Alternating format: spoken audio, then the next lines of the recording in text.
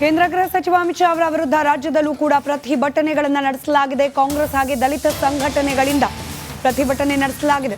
ವಿಧಾನಸಭೆ ವಿಧಾನ ಪರಿಷತ್ನಲ್ಲೂ ಕೂಡ ಅಂಬೇಡ್ಕರ್ ಫೈಟ್ ಪ್ರತಿಧ್ವನಿಸಿದೆ. ಬೆಂಗಳೂರಿನ ಕೆಪಿಸಿಸಿ ಕಚೇರಿ ಮುಂದೆ ಕಾಂಗ್ರೆಸ್ ಪಡೆ ಪ್ರತಿಭಟನೆ ನಡೆಸಿದೆ. ಬೆಳಗಾವಿ, ಮೈಸೂರು, ವಿಜಯನಗರದಲ್ಲೂ ಕೂಡ ಪ್ರತಿಭಟನೆಯ ಕಿಚ್ಚು ಕಾವೇರಿದೆ.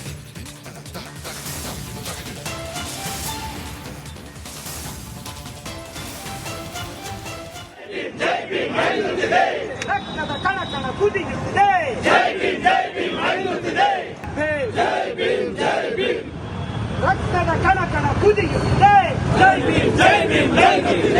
ರಕ್ತದ ಕಣ ಕಣ ಕುದಿಯುತ್ತಿದೆ.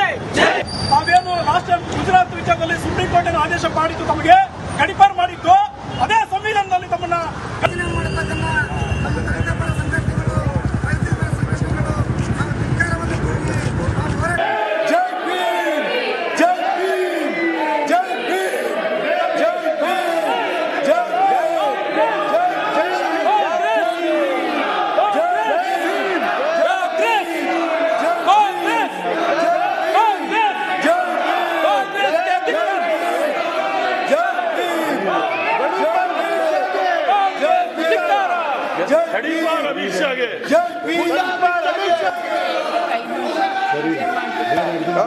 ಕಾಂಗ್ರೆಸ್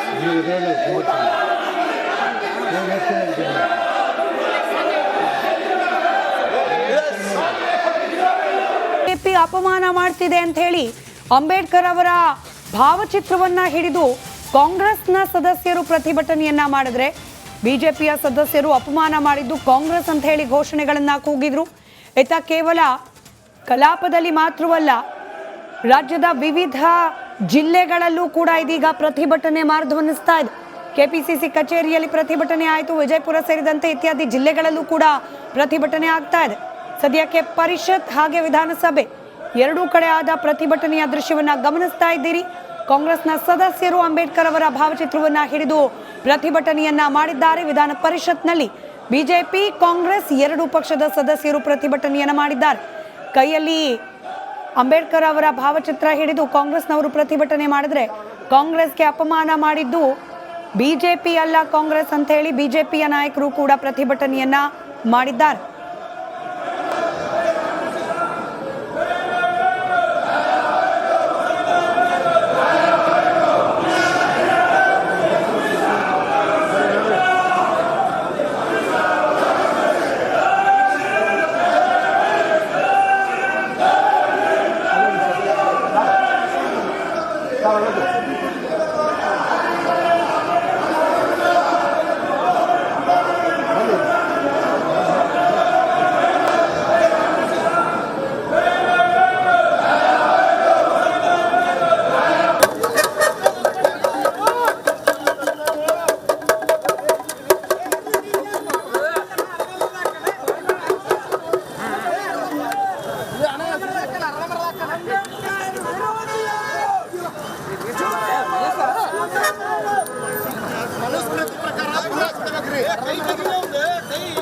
ವಿಷಯದಲ್ಲಿ ಗಮನಿಸ್ತಾ ಇದ್ದೀರಿ ಹುಬ್ಬಳ್ಳಿಯಲ್ಲಿ ಆದ ಪ್ರತಿಭಟನೆಯ ಸಂದರ್ಭದ ದೃಶ್ಯಗಳು.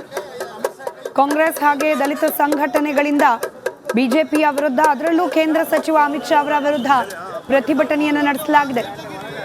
ಅಮಿತ್ ಶಾ ಅವರ ಪ್ರತಿಕೃತಿಯನ್ನ ದಹಿಸಿ ಹುಬ್ಬಳ್ಳಿಯಲ್ಲಿ ಕಾಂಗ್ರೆಸ್ನ ಕಾರ್ಯಕರ್ತರು ಆಕ್ರೋಶವನ್ನ ವ್ಯಕ್ತಪಡಿಸಿದ್ದಾರೆ. ಇತ್ತ ಮೈಸೂರಿನಲ್ಲಿ ವಿವಿಧ ದಲಿತ ಪರ ಸಂಘಟನೆಗಳು ಕಾಂಗ್ರೆಸ್ ನೇತೃತ್ವದಲ್ಲಿ ಪ್ರತಿಭಟನೆಯನ್ನ ಮಾಡಿದೆ. ಆ ದೃಶ್ಯವನ್ನ ಕೂಡ ಗಮನಿಸ್ತಾ ಇದ್ದೀವಿ.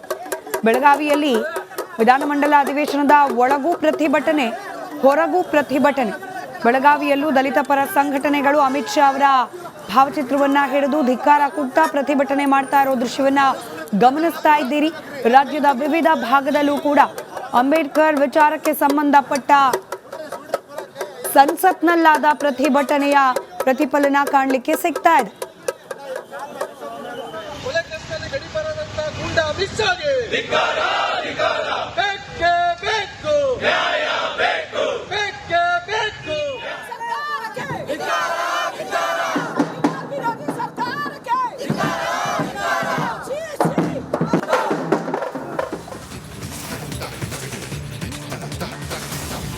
ಕೆಲವೇ ಕ್ಷಣಗಳಲ್ಲಿ ಬಿಜೆಪಿಯಿಂದ ಸ್ಪೀಕರ್ ಓಂ ಬಿರ್ಲಾ ಅವರ ಭೇಟಿ. ಅಮಿತ್ ಶಾ ಅವರ ನೇತೃತ್ವದಲ್ಲಿ ಲೋಕಸಭೆಯ ಸ್ಪೀಕರ್ ಓಂ ಬಿರ್ಲಾ ಅವರನ್ನ ಭೇಟಿ ಮಾಡಲಿದ್ದಾರೆ. ರಾಹುಲ್ ಗಾಂಧಿ ವಿರುದ್ಧ ದೂರನ್ನ ನೀಡಲಿದೆ ಬಿಜೆಪಿಯ ನಿಯೋಗ. ಸಂಸದರ ಮೇಲೆ ರಾಹುಲ್ ಗಾಂಧಿ ಹಲ್ಲೆ ನಡೆಸಿದ್ರು ಅನ್ನೋ ಆರೋಪ.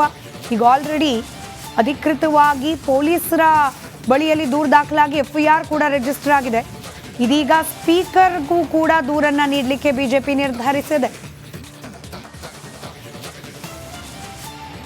ಮತ್ತಷ್ಟು ಡೀಟೇಲ್ಸ್ ನನ್ನ ಕಲೀಗ ಬಸವರಾಜ್ ನೀಡ್ತಾ ಹೋಗ್ತಾರೆ. ಅದರಲ್ಲೂ ರಾಜ್ಯದಲ್ಲಿ ಬೇರೆ ಬೇರೆ ಜಿಲ್ಲೆಗಳಲ್ಲಿ ಪ್ರತಿಭಟನೆ ಆಗ್ತಾ ಇರೋ ವಿಚಾರ, ಹಾಗೆ ಪರಿಷತ್ನಲ್ಲಿ ಇದೇ ವಿಚಾರ ಅಂಬೇಡ್ಕರ್ ವಿಚಾರಕ್ಕೆ ಸಂಬಂಧಪಟ್ಟಂತೆ ಗದ್ದಲಾದ ಡೀಟೇಲ್ಸ್ ಅನ್ನ ನೀಡ್ತಾ ಹೋಗ್ತಾರೆ. ಗಮನಿಸ್ತಾ ಇದ್ವಿ ಬಸವರಾಜ್, ರಾಜ್ಯದ ಬೇರೆ ಬೇರೆ ಜಿಲ್ಲೆಗಳಲ್ಲೂ ಕೂಡ ಪ್ರತಿಭಟನೆ ಆಗ್ತಾ ಇದೆ.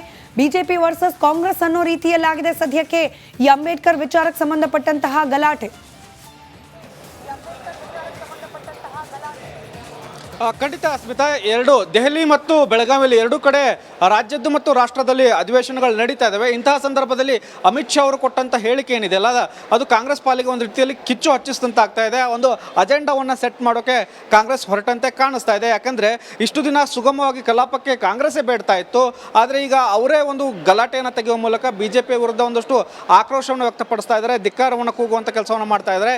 ಈ ಮೂಲಕ ಅಂಬೇಡ್ಕರ್ ಅವರಿಗೆ ಅಪಮಾನವನ್ನು ಬಿಜೆಪಿ ನಿರಂತರವಾಗಿ ಮಾಡ್ಕೊಂಡು ಬರ್ತಾ ಇದೆ ಅನ್ನುವಂಥದ್ದನ್ನ ಆರೋಪವನ್ನ ನಿರಂತರವಾಗಿ ಅದನ್ನ ಮುಂದುವರಿಸಿಕೊಂಡು ಹೋಗುವ ಲೆಕ್ಕಾಚಾರದಲ್ಲಿ ಇವತ್ತು ರಾಜ್ಯಾದ್ಯಂತ ಪ್ರತಿಭಟನೆಗಳು ನಡೀತಾ ಇದ್ದಾವೆ. ವಿಧಾನಸಭೆ, ವಿಧಾನ ಪರಿಷತ್ನಲ್ಲೂ ಕೂಡ ಗಲಾಟೆಗಳು ಬೆಳಗಿನಿಂದ ಪ್ರಾರಂಭ ಆಗಿದ್ದಾವೆ. ಈಗಷ್ಟೇ ಮತ್ತೆ ವಿಧಾನಸಭೆ ಕಲಾಪ ಆರಂಭ ಆಗಿದೆ. ಮತ್ತೆ ಅಲ್ಲಿ ಗಲಾಟೆಗಳು ಎರಡೂ ಪಕ್ಷದಿಂದ ಆಗ್ತಾ ಇದೆ. ಒಂದ್ ಕಡೆ ವಿರೋಧ ಪಕ್ಷವಾದಂತಹ ಬಿಜೆಪಿ ಬಾಣಂತಿಯರ ಸಾವು, ವಕ್ಫ್ ವಿಚಾರವನ್ನು ಇಟ್ಕೊಂಡು ಕಾಂಗ್ರೆಸ್ ವಿರುದ್ಧ ಧಿಕ್ಕಾರ ಕೊಡುತ್ತಿದೆ. ಅಂಬೇಡ್ಕರ್ ಅವರಿಗೆ ಅಪಮಾನ ಮಾಡಲಾಗಿದೆ ಅನ್ನುವಂಥದ್ದನ್ನ ಕಾಂಗ್ರೆಸ್ ಸದಸ್ಯರು ಬಿಜೆಪಿ ವಿರುದ್ಧ ಒಂದು ಧಿಕ್ಕಾರವನ್ನು ಕೂಗ್ತಾ ಇದ್ದಾರೆ. ಹೀಗಾಗಿ ಒಂದು ರೀತಿಯಲ್ಲಿ ಗದ್ದಲದ ವಾತಾವರಣ ಇದೆ. ಆ ತಾರ್ಕಿಕ ಹಂತಕ್ಕೆ ಬಾರದೆ ಸದನ ಮುಂದೂಡುವಂಥ ಸಾಧ್ಯತೆಗಳು ಸದ್ಯದ ಮಟ್ಟಿಗೆ ಆಗ್ತಾ ಇದ್ದಾವೆ. ಹಾಗಾಗಿ ಅನಿರ್ದಿಷ್ಟಾವಧಿ ಒಂದಷ್ಟು ಮುಂದೂಡಿದ್ದಾದಲ್ಲಿ ಏನು ಜನರ ಸಮಸ್ಯೆಗಳು ಚರ್ಚೆ ಆಗಬೇಕಾಗಿತ್ತು, ಅವೆಲ್ಲವೂ ಕೂಡ ಚರ್ಚೆ ಆಗದೆ ಕಲಾಪ ಗದ್ದಲಕ್ಕೆ ಬಲಿಯಾಗುವಂಥ ಸಾಧ್ಯತೆಗಳು ಈಗ ದಟ್ಟ ಆಗ್ತಾ ಇದ್ದಾವೆ.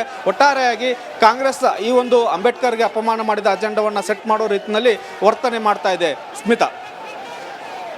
ರೈಟ್, ಧನ್ಯವಾದ ಬಸವರಾಜ್ ಮಾಹಿತಿಗಾಗಿ.